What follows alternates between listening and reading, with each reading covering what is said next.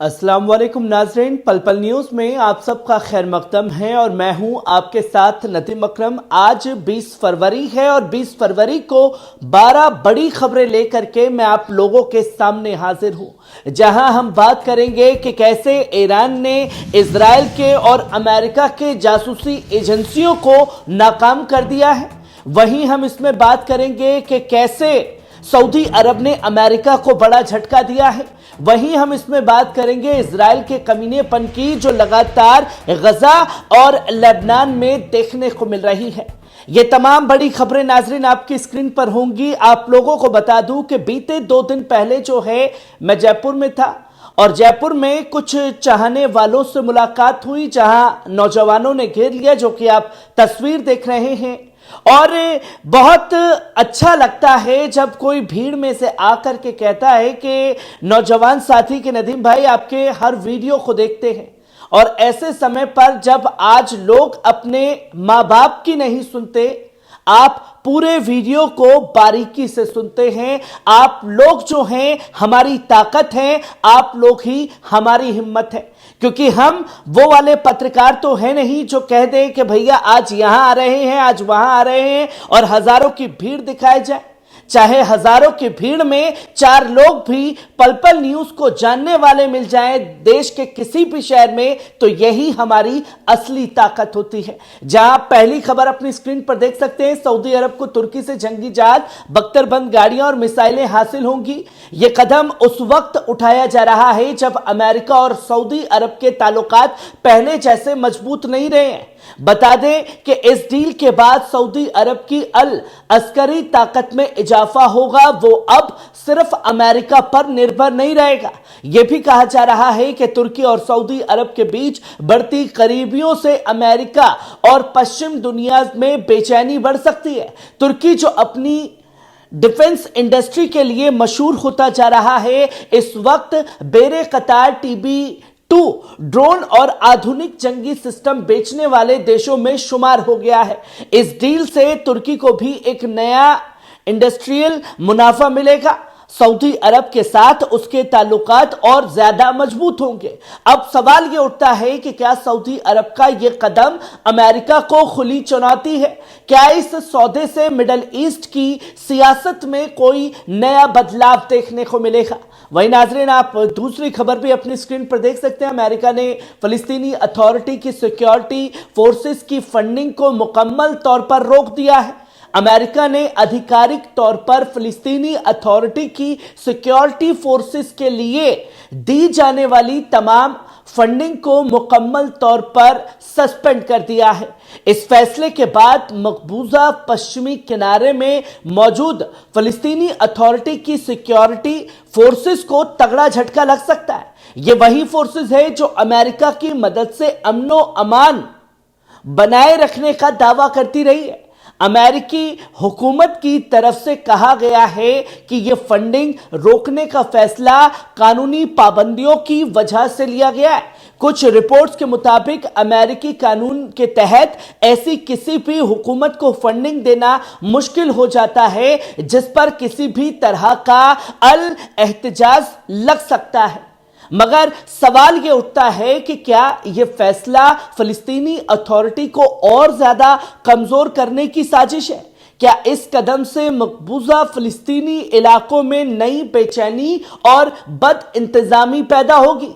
क्या अमेरिका जानबूझकर इस इलाके में तशद्दुद को बढ़ाने की राह हमवार कर रहा है? वहीं आप तीसरी खबर भी अपनी स्क्रीन पर देख सकते हैं। अमेरिका ने कामयाबी से मिनुटमैन 3rd बैलिस्टिक मिसाइल का तजुर्बा किया।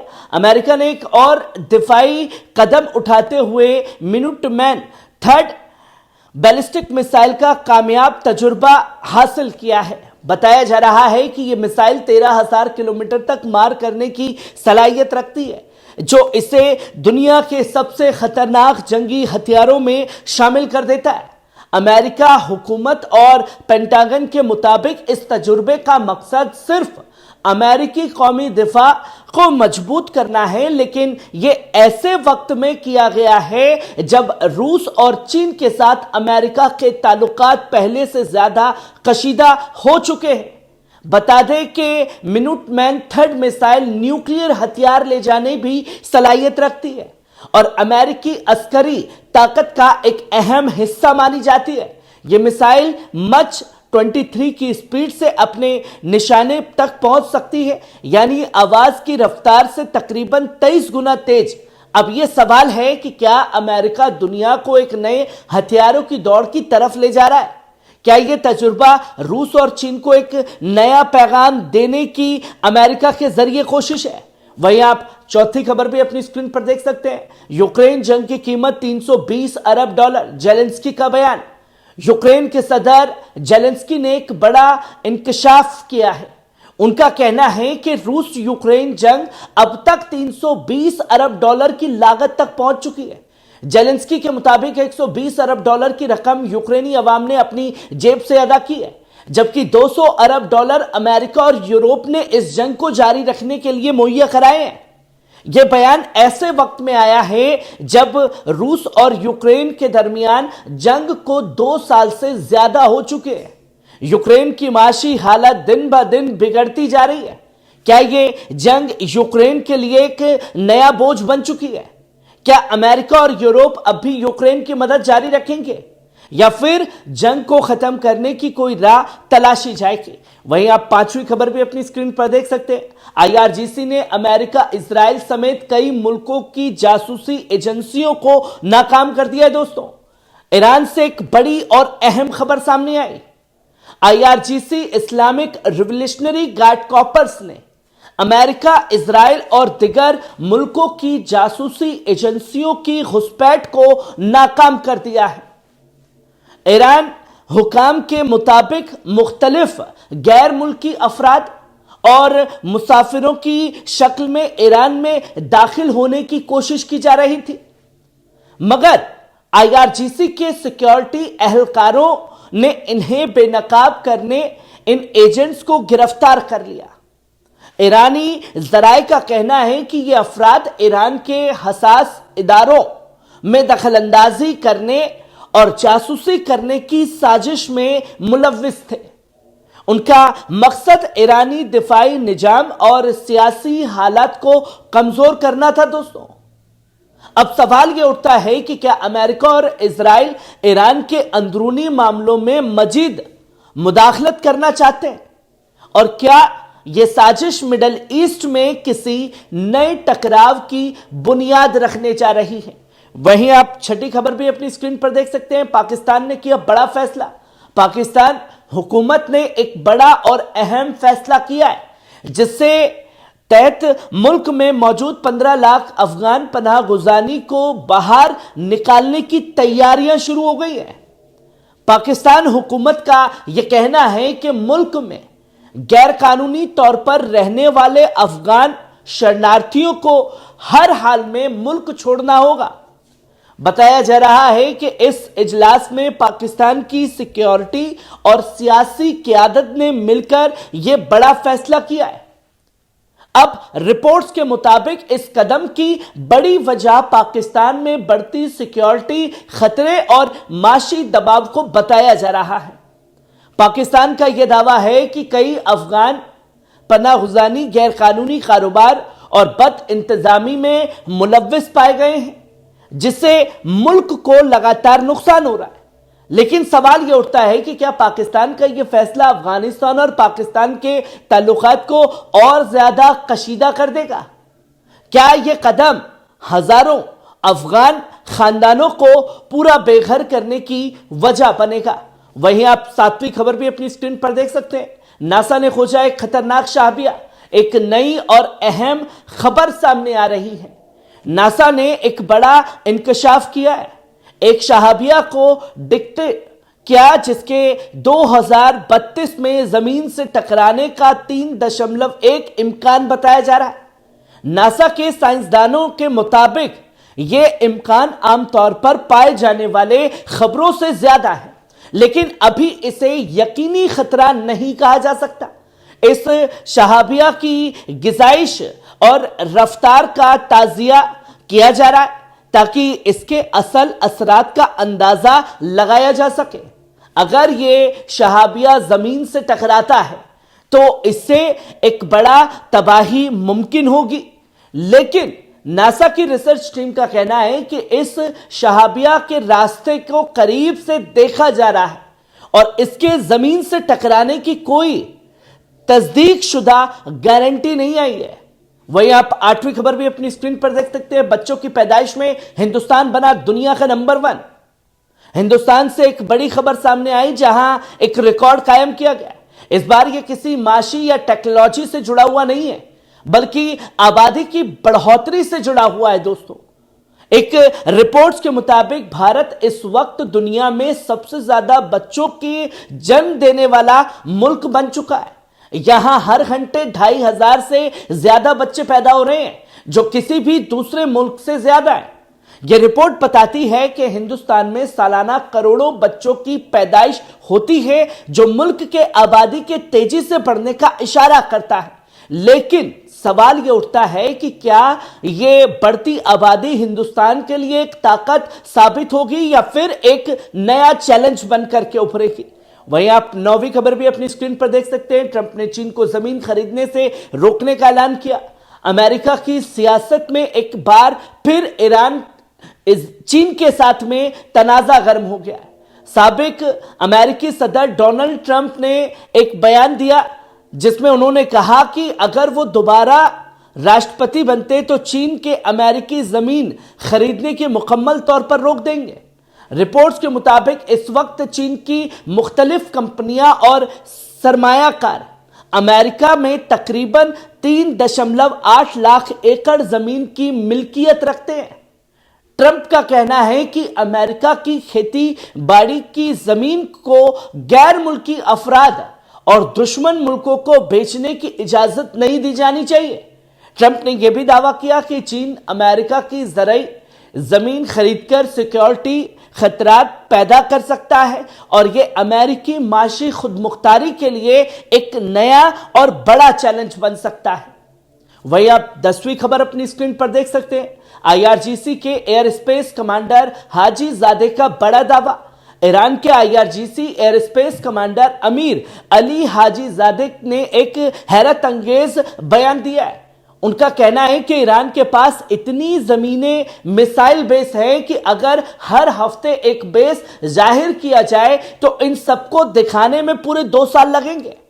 حاجی زادے کے اس بیان نے ایک بار پھر ایران کی دفاعی صلاحیت اور جنگی طاقت کو سرخیوں میں لا دیا ہے۔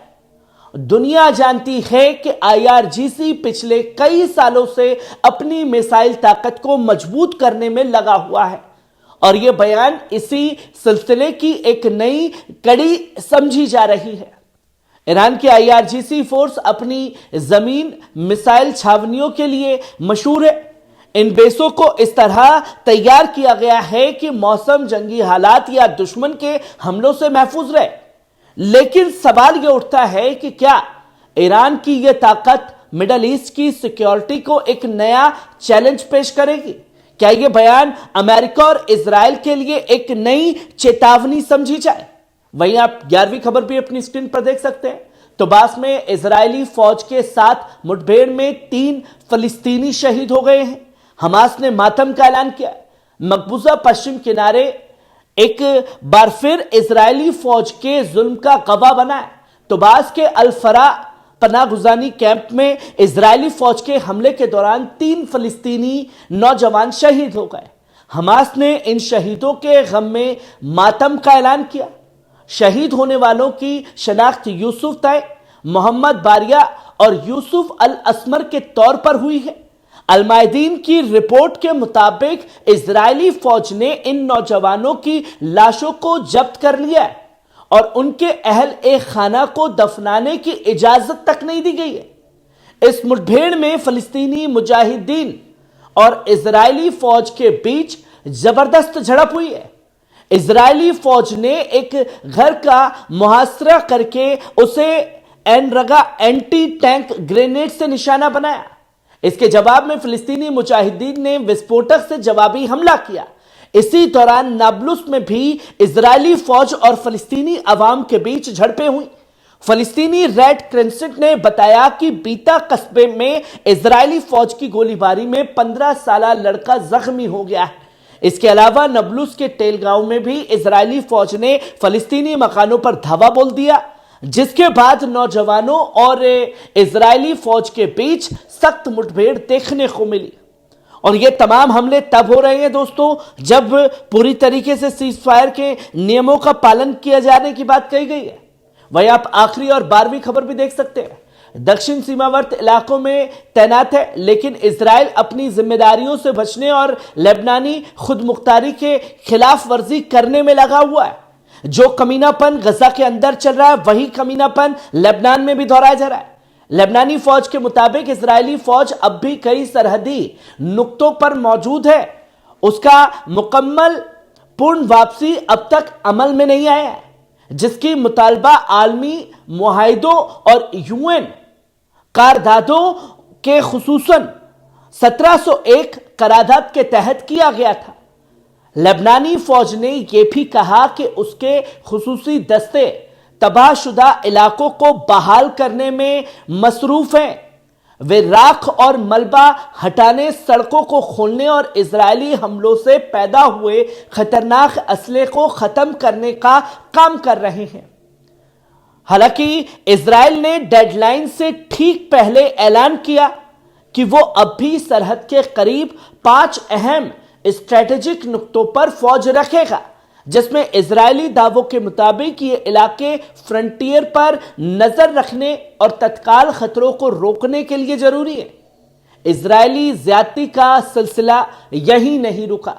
अल मायदीन के मुताबिक बुधवार को भी इजरायली गश्त ने लेबनानी फौज की एक पोस्ट पर फायरिंग की। यह वाकया शेबा गांव के जनूबी हिस्से में हुआ है, लेकिन इस हमले में कोई जानी नुकसान नहीं हुआ। अब सवाल यह उठता है कि क्या इजराइल की ये सरहदी खिलाफ वर्जियां एक नया जंगी बहरान पैदा कर सकती है, और क्या यूएन और आलमी बिरादरी इस मामले में दखल देंगे या फिर हमेशा की तरह खामोशी इख्तियार कर लेंगे। नाजरीन, ये थी आज की 12 बड़ी खबरें। कैसी लगी कमेंट बॉक्स में आकर के अपनी राय जरूर दीजिएगा। शुक्रिया।